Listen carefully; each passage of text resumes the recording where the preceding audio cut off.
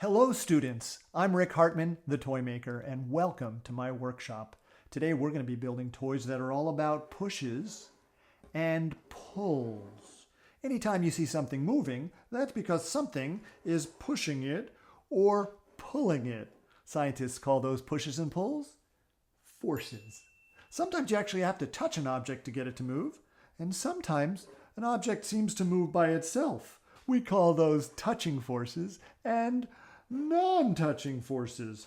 Touching forces, non-touching forces. Something very sneaky is going on right there, and we're going to find out more about it and build our own amazing toys right after this.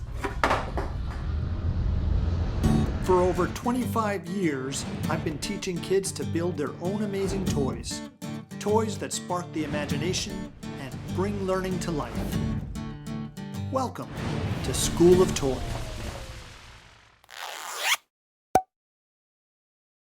Most of the toys I've collected over the years use pushes and pulls to make them go. Here's a toy from the country of Russia. I have to push it and pull it to get the bear and the lumberjack to work together.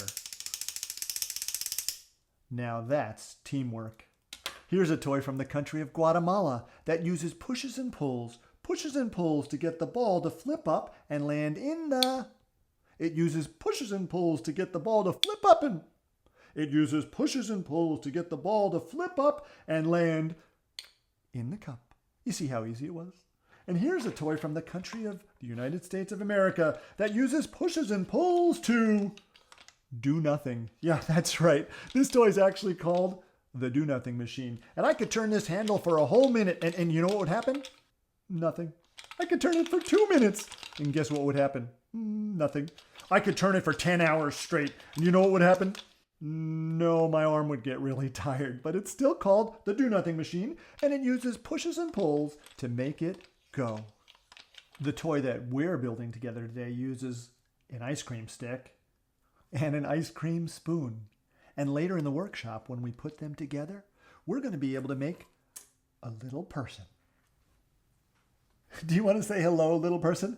Hello, everybody. I'm pleased to meet you. Do you know that our little people have their own playground? That's right. They love all their playground toys that use pushes and pulls to make them go. Like their swing set. And their whirlybird. And their rope climb. And their seesaw. Oops, that force was a little too strong. But by far, our peg people's favorite activity at their playground is their special slide. Their slide doesn't look like our slides. Their slides have pegs that go down each side in a special pattern. And when they climb up to the top of their slide and let themselves go, they come down like this.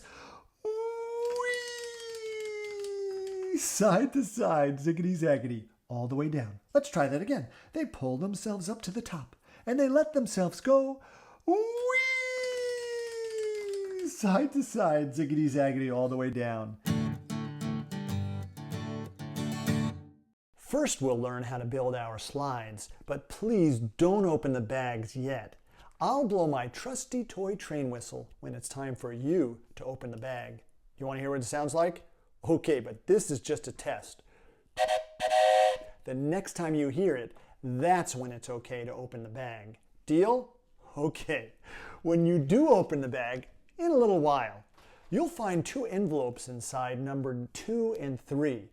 We won't need these for a while, so set them aside and we'll get to them later. For part 1 of this project, we're going to need the white peg.